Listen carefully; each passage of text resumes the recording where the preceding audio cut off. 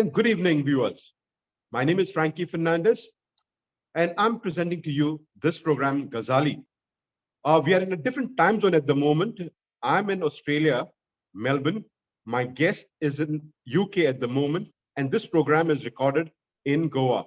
So viewers across the globe have a very good day. Carlton, to begin off, how is London treating you? London's been treating me so good that I haven't gone back yet. So I've been here. I was here for a couple of weeks. Then I went to the EU. I spent a month there, and I came back to London because I didn't want to go back to India. And I thought it was going to be just a couple of days before I take a flight. And I think I've kind of been here now almost close to a month. So I think I need to go back. Yeah, but it's been treating me really well. And with sunshine like this, you can't complain. I envy you, especially when I see the backdrop. Carlton, for most of our viewers who got to know a bit more about Carlton is during the COVID days, singing from the bedroom, okay, those endless nights, a record number of nights. But the moment everything seems to be going smoothly, the various countries have opened their doors. There you were jet lagging from one corner to the other. Tell us, how did this all begin? So before COVID, as I said, and we've had this talk before. I mean, I was never really in one place, and COVID kind of forced me to do something very different, which actually worked for me. Forced me to change the game, so to speak, and start a nightly thing that I went live every night from the bedroom. And I mean, I all I can say is that it really was paying it forward in a sense, because I kind of I'm overwhelmed when I travel now, because there are people all over that kind of have been part of this big community that we formed. It's more like a family, and I can see that. I've been staying in people's houses. I've been with people in Europe and in London and in the UK over the last couple of months. And before that, I was in Thailand, and before that, I was in the US. And so I'm saying it's just become something that is so such a warm, happy community that I never even thought that would happen when I was doing this as more as a joke from my bedroom. But it's great. So to answer your question, after COVID kind of died down, I'm back with my trolley bag and my knapsack. The only difference is that now when I travel, I can actually plug in anywhere and do a gig. So COVID has taught me that. So all I need is a couple of speakers and a PA system, and I'm ready to go. So it's become I've gone back to probably an improved version of me traveling before. Yeah. So in a way, you rather answered my next question, and that was primarily you developed such a huge network, singing from your bedroom, connecting with people in the virtual mode. But now when you have got to travel around, you are meeting people in person. Yeah. How has the reaction been? It's crazy. I mean, I still sometimes kind of pinch myself, because I honestly didn't think that it would have, affected people or help people that much in what I did. The other night, 2 nights ago, I did a gig in London, and there was this lady who took 3 buses and traveled over 2.5 hours to get to where I was. She's a South African, and she was on my 100th show. She had sent a testimonial with, she's a caregiver, and she was taking care of somebody in London, an older lady who actually passed away just last week. So she said that, you really helped us during that time, and we would have probably, not been able to go through that time without you. And she said, I had to meet you in person, and it was such a, I don't know, I can't explain it, because I still can't come to terms with the fact that it's made such a difference to people's lives. And It's fantastic. Yeah. I'm probably sure that Carlton is yet to fathom those feelings of one as an audience would feel when he meets you in person, isn't it? Yeah, so my live gigs are also very different in terms of interaction and stuff like that. I know we interacted a lot online, but it's definitely a different experience for me as well to be alive and to interact physically with people. So it's just wonderful. And yeah, I remember you used to stay awake till 2 in the morning in Australia listening to that show, and it's fantastic. I don't know. No, but the bottom line is that you have over the last 2 years, you've touched so many lives, especially when people were really doing it the hard way, going through the COVID Yeah. in isolation, unable to move out. And there was someone in his bedroom entertaining and keeping us entertained all throughout. Hats off to you, Carlton. I was entertaining myself, but yeah, I needed some company to have a drink at home, and that's the reason I started this in the first place. I guess everybody needed that same reason, and music was the binding factor, and the fact that I could kind of pick up requests and just do them, from people who were 90 to kids who were 5 years old, and that kind of brought uh, generations together in that sense, because there was a grandmother in Australia who was listening to me with the granddaughter in Singapore, and so it was a great time. We'll come to the Australia part a little later. Tell Yeah. me any country that you have still not visited Uh, other than Australia. Other than no, I have visited Australia also when I was in my sailing days, which is another lifetime. Uh, but yeah, in a long time, I haven't been to Australia. Any other country? I was looking forward to Canada actually this time, but I think visas have a quite a big line. I have my US, but I think visas for Canada was taking a really long time. Otherwise, I probably would be there and doing something in Toronto in July. But yeah, so in terms of, I don't plan really where I'm going to be. It just happens, and I just take it as it comes. I mean, I was telling somebody the other day that I can't remember the last time I booked a return ticket. It's always been a one way. So even now I don't have a return to go back. So it's wonderful to be able to do that. All right, all right. Because you started off in between with Australia, tell us what have you got in store for people in Australia? Because mind you, we were the ones who were staying late up at night to watch you perform, and now it's going to be all a reality to see you in person. Also, you'll get an opportunity to interact with Meet everyone. your huge fan flowing out here. Yeah, it's really. I mean, I'm really looking forward to it. Australia has lots of friends and family to begin with, and when actually I must take Gracie's name here and say that, during the show she said that when things opened up, we will definitely get you here. And this is something that everyone said. I mean, people in the UK, people in Canada, people in the US.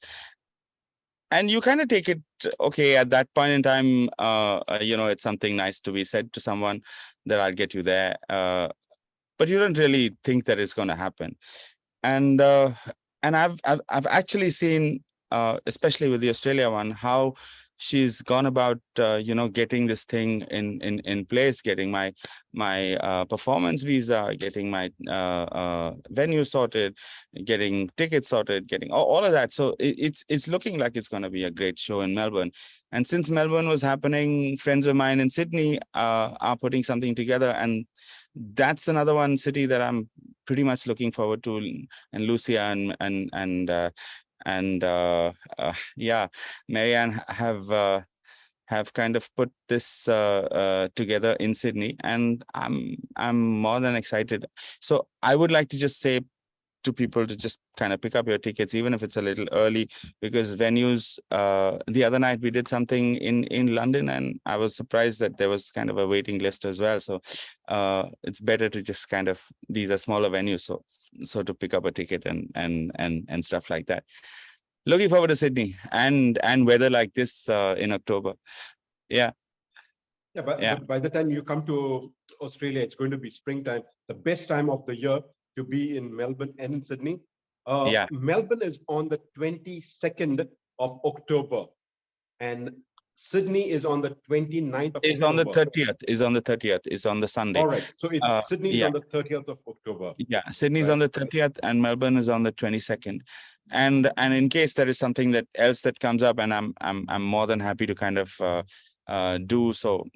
If there is another city in Australia, or if there's another gig coming up in Australia or New Zealand, then happy to jam, happy to meet musicians, all of that. So yeah, that's pretty much the way I live. Well, at least I'm eagerly looking forward to seeing you in person perform in Melbourne. Well, it was always a dream when we watched you online during those COVID days. When could we have Carlton in Australia? And there was Gracie, of course, and Vernon Franklin putting their act together and making every attempt and every effort to have you in Australia. Fantastic. So, I mean, big love to all of them. Yeah, in Sydney and in Melbourne for putting this together, and I can't thank them enough, because I'm really looking forward to that one. Yeah. Do you have any surprise in store for the people over here in Australia? I don't know. Let's put it out. Surprise? No. I mean, I as I said, I go into a gig just kind of blind, and then I see who's there, and I see what kind of music they want, and I take requests, and the kind of evening just flows.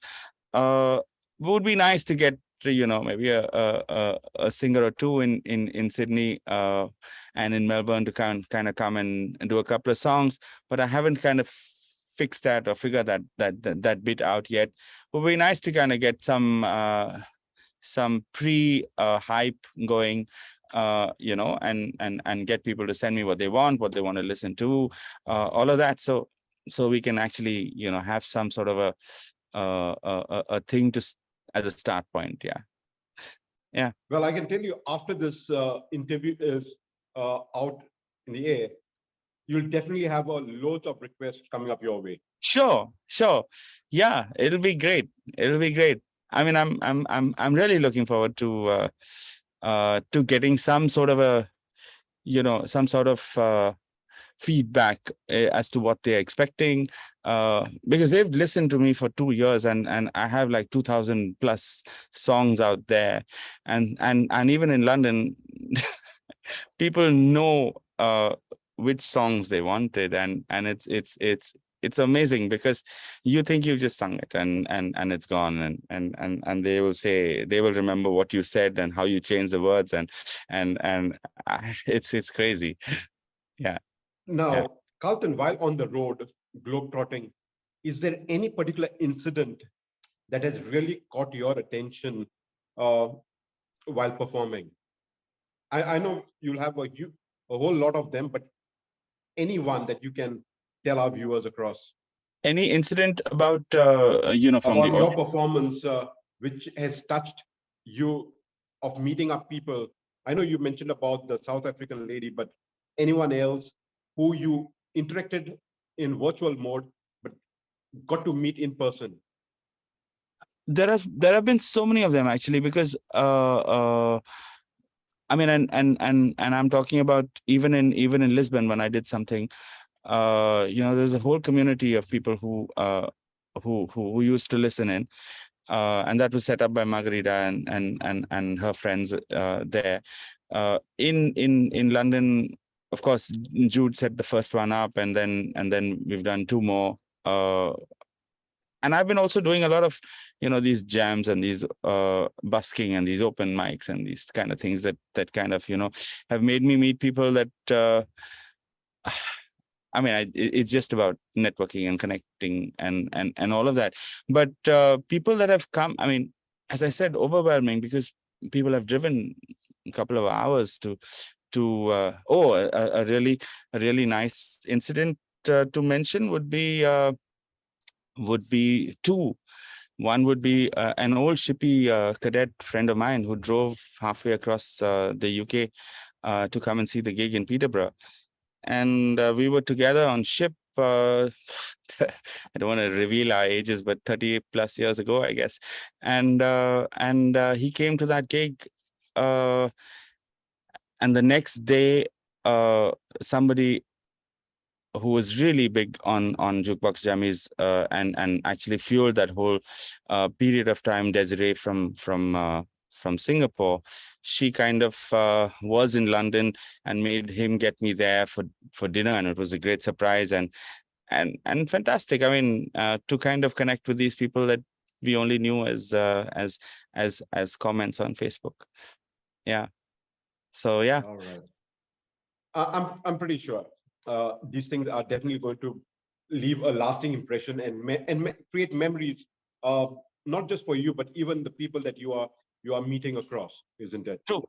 Yeah. True. Well, it's still sometime October 22nd and 30th October. Yeah, I know it's still some time, but the only reason I'm saying that is to kind of avoid not having a ticket.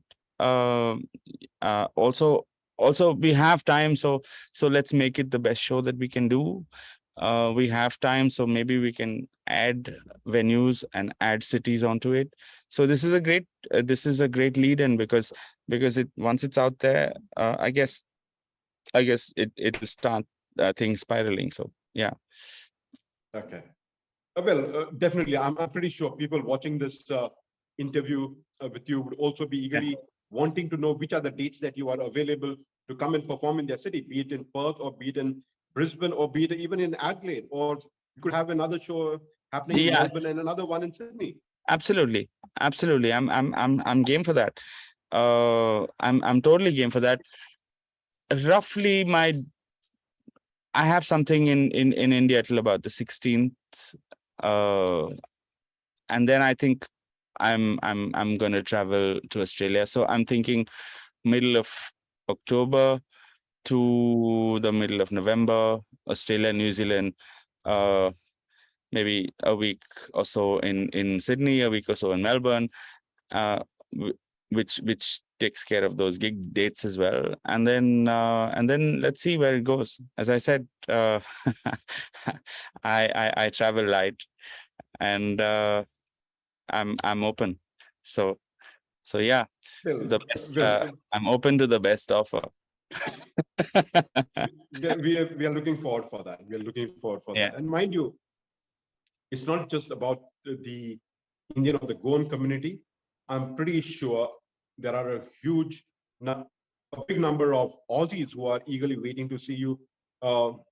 That's come exciting. And perform here. So that's exciting, because it's always exciting to interact with people who have never met before, and I mean, it's great to have the Jukebox Jammies friends and family, but for me also a big thrill is to interact with somebody who I've never seen, who has never seen me before, and it's a big thrill to get a reaction out of them. So yeah, which I always normally get. So yeah. Yeah. Looking forward for that. Now, Carlton, I know I've asked you this question several times. Yeah. When is Carlton going to release his own music album? See, for that I need to sit in one place, and that is not happening. It hasn't been happening for a while, but I know lots of people have been asking me this. I'm happy to collaborate with anybody and who would want to make this happen. But I'm saying, I mean, honestly, it would have to be me locking myself away for a couple of weeks and putting this down.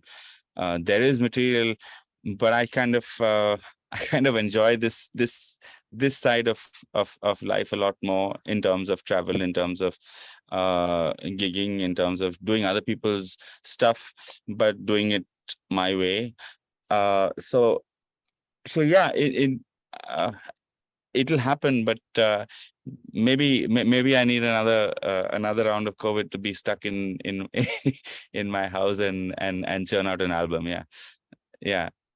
So that's pretty. It'll happen. I know you've asked me this before, and I know many people have asked me this, but and I'm not shying away from it.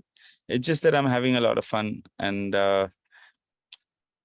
I don't want to fix it if it ain't broke. So yeah. All right.